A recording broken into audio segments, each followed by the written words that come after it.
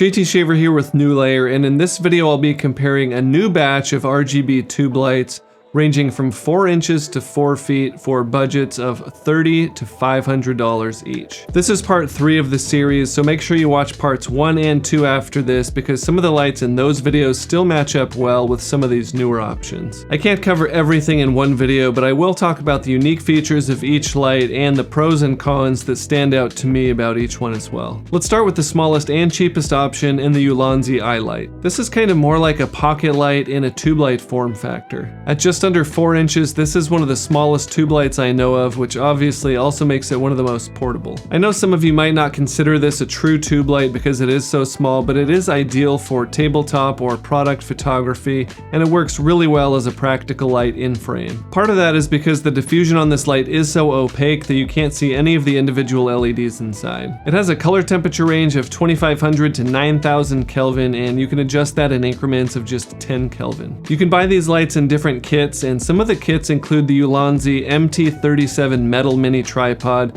which is super sturdy and works really well not only for these lights but a lot of bigger and heavier lights as well. The I-Lights are magnetic and have silicone pads on all the edges just so they don't slide around when you're trying to stick them on things. One of the best things about the I-Light is that they only cost $30 each, so you're not going to go broke even if you're buying 3 or 4 of these lights. So again, I think these work really well for smaller creators, especially as accent or background lights or for product shots on a tabletop. Next up is the K21 from Weeylite. These lights are very lightweight for their size and also have really good opaque diffusion. These lights also support the Weeylite mobile app for remote control, just like all the other Weeylite lights, so it makes for a really seamless and cohesive system. The K21 has really responsive buttons, which makes these lights really responsive when you're changing settings. Unlike some other lights, the special effects on these are pretty realistic and you can make some adjustments, so they're just more useful than some of the other lights. These lights are also magnetic, and at $70 they're just an all-around good tube light. Next up we have the Nanlite Pavotube II 15x and 30x. Everything I say here goes for both, and the 15x is the 2-foot version while the 30x is the 4-foot version. The weakest part of the original Pavotube lights was their lack of good mobile app support, but these lights use the new Nanlite mobile app, which is pretty darn good. These lights are made of metal and a lot sturdier than the previous generation, so I can see them being used on bigger sets with bigger crews and not having to baby them. They do have a USB-C port, but it's only for firmware upgrades, not for charging.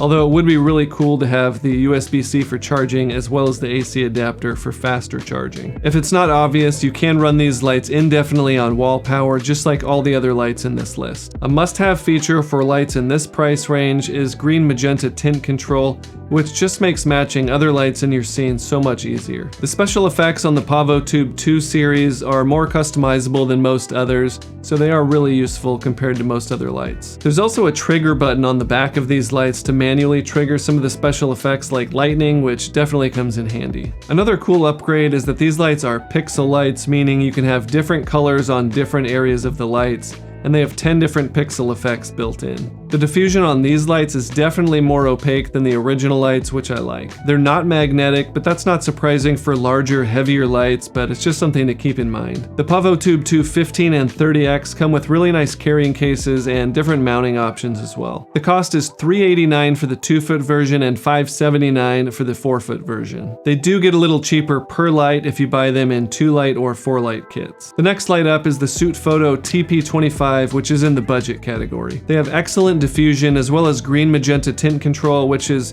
not something you really find in budget lights at this price range. The tint control is more subtle than other lights, so on one hand it's good if you're trying to change from 0 to -1 and 0 to +1 without a drastic difference, but they just don't adjust as far as some other lights. The controls definitely feel like a budget light, but the end caps are sturdy and the light itself feels pretty resilient. It's important to note that in some modes the text is pretty small and hard to read unless you're just 1 or 2 feet away from the back of the screen. These lights don't have magnets, but they do support a mobile app, so it's kind of a trade-off there. The end caps kind of have a flared shape, which actually makes it easier to stand these lights up vertically on a tabletop or a desk. The TP25 costs $130, but I have seen seen them on sale for as low as $95, which is a great price for a budget 2-foot light. And they come with a carrying case, an AC adapter, and a mini tripod. These lights might not look or feel as professional as some more expensive options, but for smaller creators, the price definitely makes them tempting. The fifth option here is the Soonwell Sensei ST50. The Soonwell MT1 is one of my favorite mid-sized tube lights from a lesser-known brand,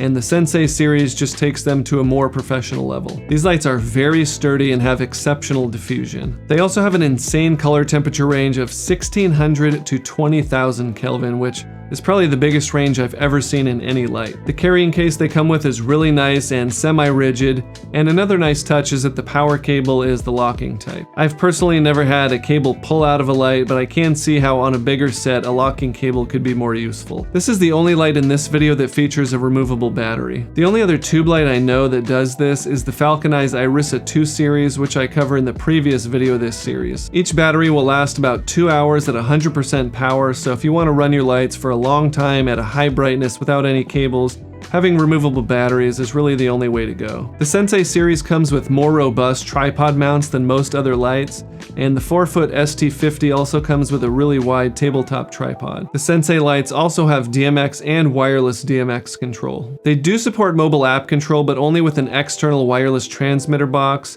which is probably the biggest downside for these lights and worth keeping in mind. They do, however, have master and slave functionality, so if you have multiple lights, you can control all of them from the back of one, as long as they're all on the same channel. These lights are also IP65 certified, so they are weatherproof, just not submersible. The 2-foot version is 25 watts, while the 4-foot version is 50 watts, so they're extremely bright for their size. For comparison, the Nanlite Pavotube II 30X is only 36 watts, so the difference is quite significant. The buttons feel really nice and they're extremely responsive, so these are some of my favorite tube lights, at least as far as control goes. As you might expect out of lights this expensive, they do have green magenta tint control, and it works flawlessly. The Sensei lights have the usual CCT, HSI, and special effects modes, plus some extras. You get XY coordinate mode, color and CCT presets, a gel preset mode to simulate Libre and gels, and memory mode to save your own custom presets. Overall, these are killer lights, with the ST25 coming in at $299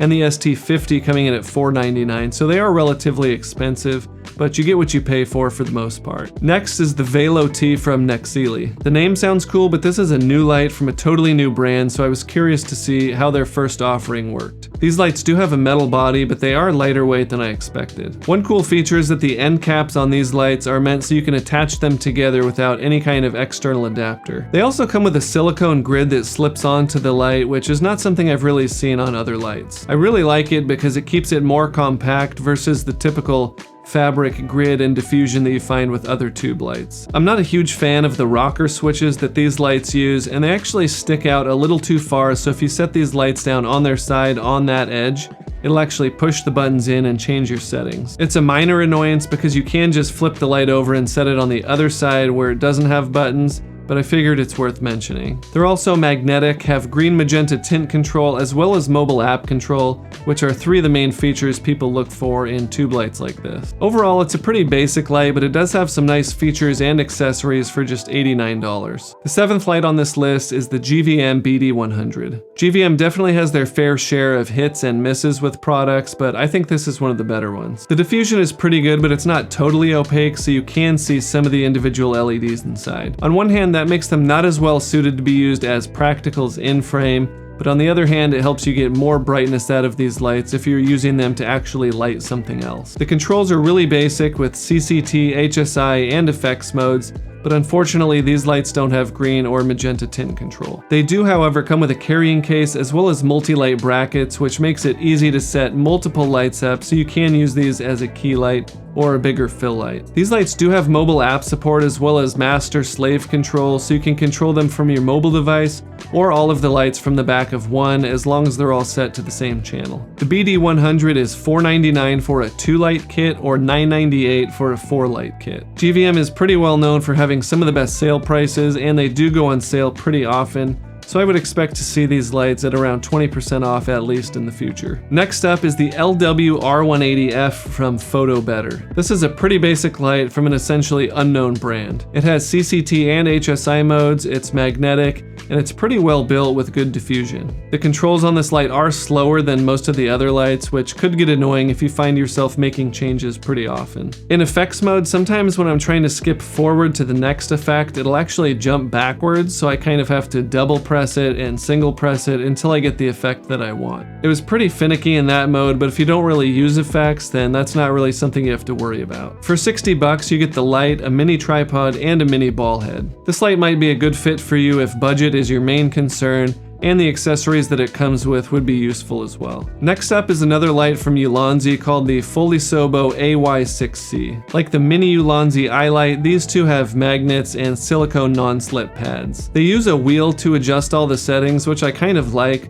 although they have one weird quirk when in HSI mode. Instead of going 0 to 360 for the hue, they go from 0 to 1530. On one hand, you get more refined control over the exact color, but on the other hand, 0 to 360 has always been plenty for me. These lights also have mobile app control, which was kind of unexpected at this price. The diffusion on these, again, is not super opaque, so they're probably not good for practical in-frame use, but again, that makes them brighter for use lighting other objects. There's a few special effects that might be useful for you, but they're definitely not anything to write home about. With these lights, you also get a mini tripod, a waterproof bag, as well as an external grid and extra diffusion. They're only 70 bucks, and I've actually seen them for $10 less on sale, so it's a pretty good price considering all the accessories that are included. Last up is the digital Sputnik Voyager. These lights have been around for a while, but I just now got my hands on them, so I was curious to see how they stacked up against some of these newer options. To me, the real selling point for these lights is that they're fully submersible underwater at 30 feet for up to 24 hours. The Voyager is also a pixel light with 83 individual LEDs in the 4-foot version. You can do some cool stuff like use images or videos to animate the pixels on these lights. This can help the light blend in more naturally in your scene, or just allows you to create some really cool custom effects. With the way they designed this light to be fully waterproof, you have to use the mobile app for full control. The wireless connectivity was kind of finicky in my testing,